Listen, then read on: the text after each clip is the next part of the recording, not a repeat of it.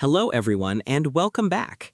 In today's video, I'm going to show you how to unarchive messages on Telegram on your PC step by step.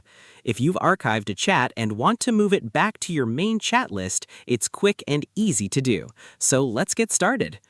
First, open Telegram on your computer and sign in to your account. On the left-hand side, locate the Archived Chats folder at the top of your chat list.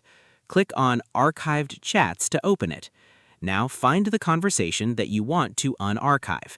Right-click on the chat. A menu will appear with several options. Click Unarchive. The chat will immediately be removed from the Archived Chats folder and returned to your main chat list.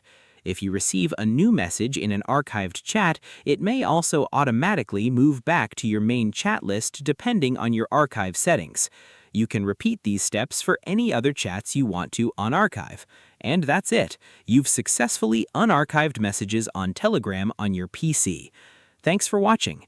If you found this tutorial helpful, don't forget to like, subscribe, and turn on notifications for more Telegram tutorials and productivity tips. See you in the next video.